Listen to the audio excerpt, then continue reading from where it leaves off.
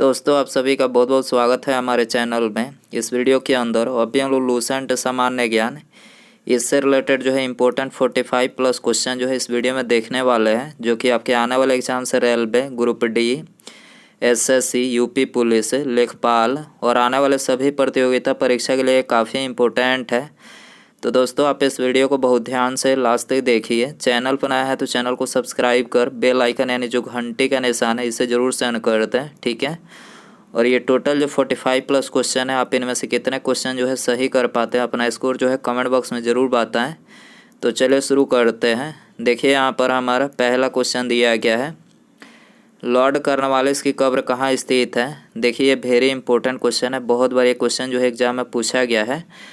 तो correct answer option A हो जाएगा गाजीपुर में, ठीक है। लॉर्ड कॉर्नवालिस की कब्र कहाँ स्थित है, गाजीपुर में स्थित है। इसके अलावा यदि हम बात करें लॉर्ड कॉर्नवालिस की, तो देखिए लॉर्ड कॉर्नवालिस को जो है ये भारत में सिविल सेवा का जनक माना जाता है। लॉर्ड कॉर्नवालिस को भारत में सिविल सेवा का जनक माना जाता है और इन्होंने 1793 में बंगाल में अस्थाई बंदोबस्त यानी जमींदारी व्यवस्था की शुरुआत की थी, ठीक है, आपको याद रखना है। इसके अलावा यदि हम बात करें फूलबाग मैदान ग्वालियर की, तो यहाँ पर किसकी समाधि स्थल है, तो देखिए यहाँ पर रानी लक्ष्मीबाई की समाधि स्थल है। फूलबाग मैदान ग्वालियर में रानी लक्ष्मीबाई की समाधि स्थल है, ठीक है। इसके अलावा यहाँ पर कुछ प्रसिद्ध व्यक्ति और उनके समाधि स्थल लिखे हैं जो एग्जाम में बार बार पूछे जाते हैं, ठीक है। तो देखिए यहाँ पर जो पहला दिया गया है महात्मा गांधी जी, तो महात्मा गांधी जी की समाधि स्थल कहाँ पर है, राजघाट में है। BR अम्बेडकर, इनकी समाधि चैत्रा भूमि में। जवाहरलाल नेहरू शांति वन में। लाल बहादुर शास्त्री विजय घाट में। इंदिरा गांधी शक्ति स्थल में। राजीव गांधी वीर भूमि में। चौधरी चरण सिंह किसान घाट में। डॉक्टर राजेंद्र प्रसाद महाप्रयाण घाट में। मुरारजी देसाई अभय घाट में। जगजीवन राम समता स्थल में। गुलजारी लाल नंदा नारायण घाट में। ज्ञानी जैल सिंह एकता स्थल में। KR नारायणन उदय भूमि में। और शंकर दयाल शर्मा, इनकी समाधि कहाँ पर है, करम भूमि में, ठीक है, आपको याद रखना है। क्वेश्चन नंबर 2 है, विलियम बेंटिक के द्वारा सती प्रथा किस वर्ष समाप्त की गई। तो देखिए विलियम बेंटिक ने राजा राम मोहन राय के साथ मिलकर सती प्रथा को 1829 में जो है समाप्त किया था, ठीक है, सी आंसर हो जाएगा। क्वेश्चन नंबर 3 है, मोहम्मद बिन तुगलक ने अपनी राजधानी कहाँ बदली थी। तो मोहम्मद बिन तुगलक ने अपनी राजधानी दिल्ली से देवगिरी बदली थी, ठीक है, दिल्ली से देवगिरी जो है अपनी राजधानी बदली थी।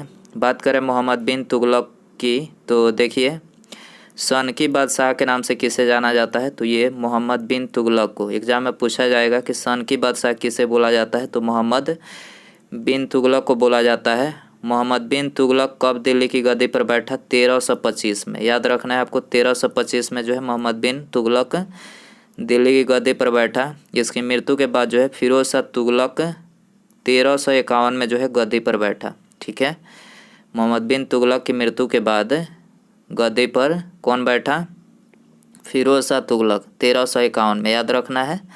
क्वेश्चन नंबर 4 है, आचार्य भरत मुनि के अनुसार रसों की संख्या कितनी है। तो आचार्य भरत मुनि के अनुसार जो है रसों की संख्या 8 है, ठीक है, आंसर हो जाएगा बी। क्वेश्चन नंबर 5 है, निम्नलिखित देशांतरों में से कौन सा भारत की प्रमाणिक मध्यम रेखा कहलाता है। तो भारत की प्रमाणिक मध्यम रेखा जो है 82.5 डिग्री पूर्वी देशांतर कहलाता है, ठीक है, 82.5 डिग्री पूर्वी देशांतर जो है भारत की प्रमाणिक मध्यम रेखा कहलाता है, डी आंसर हो जाएगा। क्वेश्चन नंबर 6 है, भारत में निम्नलिखित में से किस क्षेत्र में मृदा अपरदन की समस्या गंभीर है। तो करेक्ट आंसर बी हो जाएगा, शिवालिक पहाड़ियों के पाद क्षेत्र में, ठीक है, शिवालिक पहाड़ियों के पाद क्षेत्र में जो है मृदा अपरदन की समस्या जो है गंभीर है, ठीक है। क्वेश्चन नंबर 7 है, वायु दाब सबसे कम होता है। तो देखिए वायु दाब जो है ग्रीष्म ऋतु में सबसे कम होता है, डी आंसर हो जाएगा। क्वेश्चन नंबर 8 है, भारतीय मानसून मौसमी विस्थापन से इंगित है, जिसका कारण है। तो देखिए इसका कारण है स्थल तथा समुद्र का विभेदित तापन, ठीक है, स्थल तथा समुद्र का विभेदित तापन जो है इसका कारण है। क्वेश्चन नंबर 9 है, 2 बार माउंट एवरेस्ट पर विजय प्राप्त करने वाली महिला पर्वतारोही है। तो 2 बार माउंट एवरेस्ट पर चढ़ने वाली महिला कौन है, संतोष यादव, याद रखना है संतोष यादव है, डी आंसर हो जाएगा। इसके अलावा माउंट एवरेस्ट से रिलेटेड जो क्वेश्चन एग्जाम में पूछे जाते हैं वो यहाँ पर हमने लिख रखे हैं। हिमालय की सबसे ऊंची चोटी कौन सी है? माउंट एवरेस्ट है। माउंट एवरेस्ट की ऊंचाई कितनी है? 8848.86 मीटर। किस हिमालयी चोटी को सागर माथा भी कहते हैं? तो माउंट एवरेस्ट को जो है सागर माथा कहते हैं। माउंट एवरेस्ट नाम किसके नाम पर रखा गया? सर चार्ज एवरेस्ट के नाम पर रखा गया। माउंट एवरेस्ट पर चढ़ने वाली प्रथम भारतीय महिला कौन है? बछेंद्री पाल प्रथम भारतीय महिला है। माउंट एवरेस्ट को नेपाल में किस नाम से जाना जाता है? सागरमाथा के नाम से जाना जाता है। माउंट एवरेस्ट को तिब्बत में किस नाम से जाना जाता है? तो चोमोलंगमा, ठीक है, तिब्बत में चोमोलंगमा के नाम से माउंट एवरेस्ट को जाना जाता है, याद रखना है आपको। दक्षिण भारत की नदियाँ प्रमुख रूप से निम्नलिखित में से कौन सा अपवाह तंत्र रखती है? तो वृक्षनुमा, ठीक है, वृक्षनुमा अपवाह तंत्र रखती है दक्षिण भारत की नदियाँ, सी आंसर हो जाएगा। कुल्लू घाटी जिन पर्वत श्रेणी के बीच अवस्थित है वे है? तो कुल्लू घाटी धौलाधार तथा पीर पंजाल पर्वत श्रेणी के बीच में स्थित है कुल्लू घाटी, आंसर हो जाएगा ये। क्वेश्चन नंबर 12 है, निम्नलिखित में से कौन सा सौर मंडल का भाग नहीं है? तो निहारिका जो है सौर मंडल का भाग नहीं है, बाकी तीनों सौर मंडल के भाग हैं। क्षुद्र ग्रह, धूमकेतु और ग्रह तीनों जो है सौर मंडल के भाग हैं।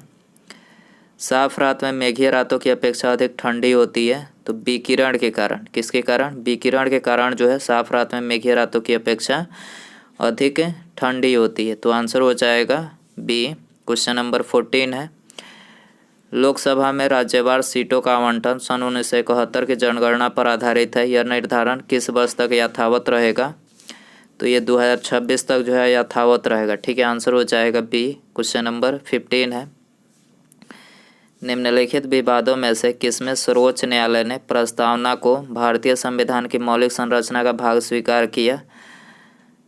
तो ये केशवानंद भारती विवाद में, ठीक है, केशवानंद भारती विवाद में जो है ये सर्वोच्च न्यायालय ने प्रस्तावना को भारतीय संविधान की मौलिक संरचना का भाग स्वीकार किया, डी आंसर हो जाएगा।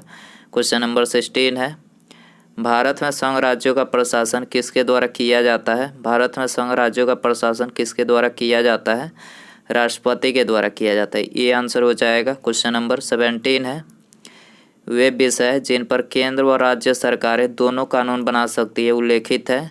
तो ये उल्लेखित है समवर्ती सूची में, ठीक है, वे विषय जिन पर केंद्र व राज्य दोनों जो है कानून बना सकती है समवर्ती सूची में उल्लेखित है, सी आंसर हो जाएगा। क्वेश्चन नंबर 18 है, अध्यक्षात्मक शासन का उदय सर्वप्रथम किस देश में हुआ?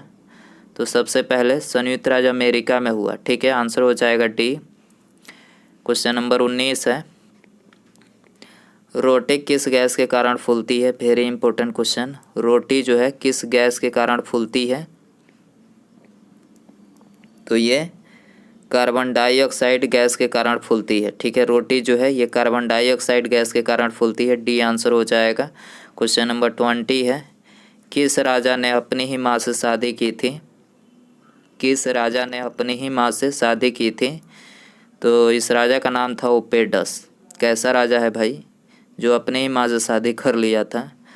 तो देखिए इस राजा का नाम था ओपेडस जो कि अपनी ही माँ से शादी किया था, ठीक है, आंसर हो जाएगा सी। क्वेश्चन नंबर 21 है, राज्यपाल के वेतन और भत्ते दिए जाते हैं तो कंसोलिडेटेड फंड ऑफ स्टेट से, ठीक है, राज्यपाल के वेतन और भत्ते दिए जाते हैं तो कंसोलिडेटेड फंड ऑफ स्टेट से दिए जाते हैं, आंसर हो जाएगा ये। क्वेश्चन नंबर 22 है, भारत में स्थानीय स्वायत्ता शासन को किसने प्रोत्साहित किया था? भारत में स्थानीय स्वायत्ता शासन को किसने प्रोत्साहित किया था? लॉर्ड रिपन ने प्रोत्साहित किया था, ठीक है, डी आंसर हो जाएगा। इसके अलावा लॉर्ड रिपन की बात करें तो देखिए इसका कार्यकाल 1880 से 1884 ईस्वी तक था और इसने अपने कार्यकाल में जो है अफगान युद्ध की समाप्ति, इल्बर्ट बिल पर बहस, प्रेस की स्वतंत्रता, प्रथम फैक्ट्री अधिनियम, स्थानीय स्वशासन की शुरुआत, जनगणना प्रणाली का स्थापना, स्कूली शिक्षा हेतु हंटर आयोग की स्थापना इसने किया था। लॉर्ड रिपन के कार्यकाल में ये सारी चीज़ें हुई थी, तो याद रखना है आपको। क्वेश्चन नंबर 23 है, भारत में प्रथम स्वतंत्रता संग्राम का मुख्य तत्कालीन कारण क्या था? तो देखिए इसका जो मुख्य तत्कालीन कारण था वो था अंग्रेजों का धर्म में हस्तक्षेप का संदेह। ठीक है, भारत के प्रथम स्वतंत्रता संग्राम का मुख्य तत्कालीन कारण क्या था? तो अंग्रेजों का धर्म में हस्तक्षेप का संदेश जो था इसका तत्कालीन कारण था।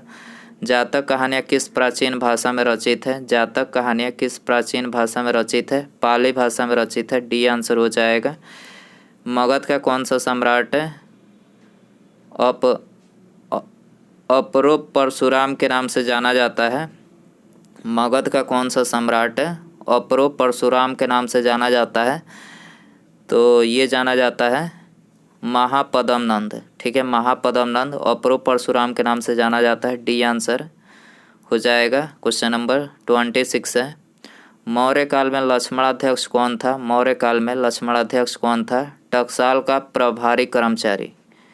ठीक है, मौर्य काल में लक्ष्मणाध्यक्ष कौन था? टकसाल का प्रभारी कर्मचारी था। डी आंसर हो जाएगा। दीर्घकालीन कृषि ऋण किसके द्वारा प्रदान किया जाता है? दीर्घकालीन कृषि ऋण किसके द्वारा प्रदान किया जाता है?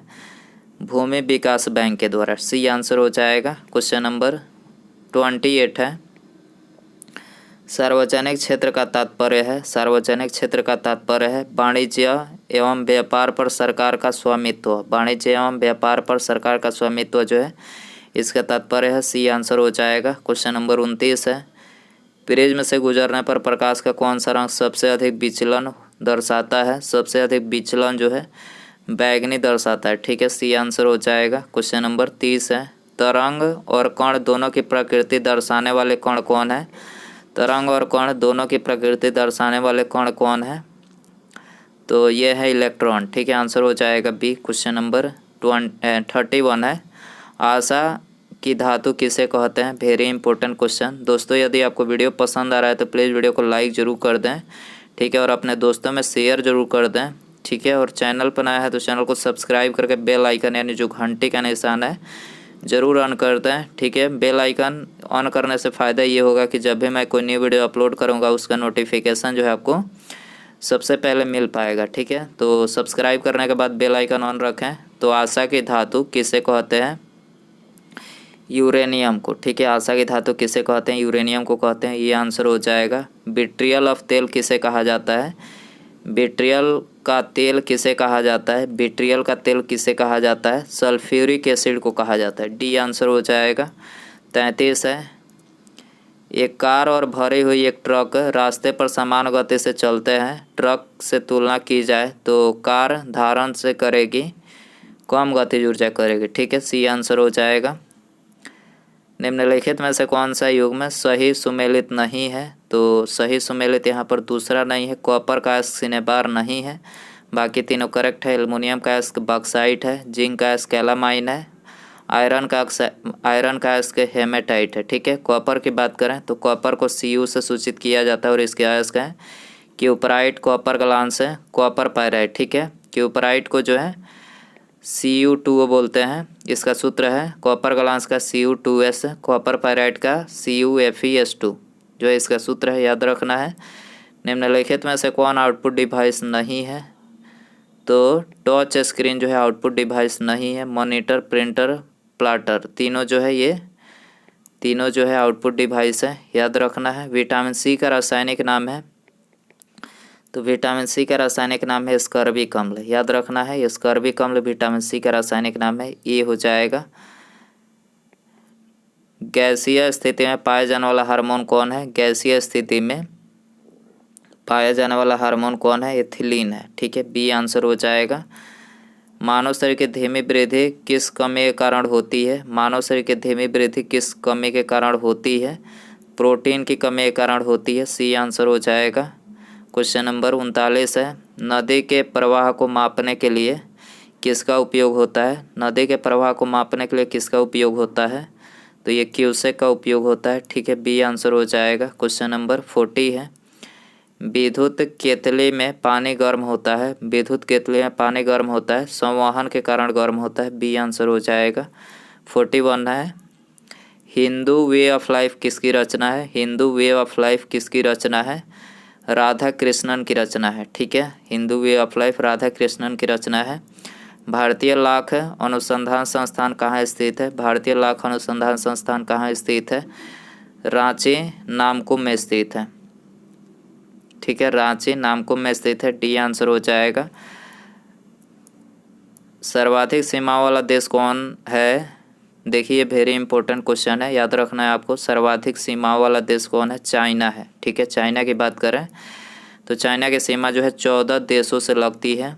ठीक है, सर्वाधिक सीमा वाला ये देश है। देखिए 14 देश हैं: भारत, मंगोलिया, कजाकिस्तान, उत्तरी कोरिया, रूस, Kyrgyzstan, Tajikistan, Afghanistan, Pakistan, Nepal, Bhutan, Myanmar, Laos और वियतनाम। ठीक है, ये टोटल 14 देशों से चीन की सीमा लगती है, याद रखना है आपको। अंतर्राष्ट्रीय चावल अनुसंधान केंद्र कहाँ स्थित है? अंतर्राष्ट्रीय चावल अनुसंधान केंद्र कहाँ स्थित है? मनीला, फिलीपींस में स्थित है। डी आंसर हो जाएगा। क्वेश्चन नंबर 45 है। प्रथम पंचवर्षीय योजना की प्राथमिकता क्या थी? तो देखिए इसकी प्राथमिकता थी कृषि का विकास। ठीक है, सी आंसर हो जाएगा। उसके बाद यहाँ पर हमारा अगला क्वेश्चन है, भारत में सेवा कर किसकी सिफारिश पर लागू किया गया? वेरी इंपॉर्टेंट क्वेश्चन है। भारत में सेवा कर जो था, सेवा कर जो है ये किसकी सिफारिश पर लागू किया गया? तो देखिए इसका करेक्ट आंसर बी हो जाएगा। राजा चेलैया समिति के सिफारिश पर जो है भारत में सेवा कर जो है लागू किया गया। ठीक है, तो दोस्तों ये थे लूसेंट सामान्य ज्ञान के इम्पोर्टेंट 46 क्वेश्चन। आप इन 46 क्वेश्चन में से कितने क्वेश्चन सही कर पाए हैं अपना स्कोर कमेंट बॉक्स में ज़रूर बताएं। और वीडियो पसंद आया रहेगा तो प्लीज़ वीडियो को लाइक कर दीजिएगा, अपने दोस्तों में शेयर कर दीजिएगा। चैनल पर नया है तो चैनल को सब्सक्राइब करके बेल आइकन जो है घंटी का निशान उसे ज़रूर से ऑन कर दीजिएगा। ठीक है, मिलते हैं अगले वीडियो में। नमस्कार, जय हिंद, जय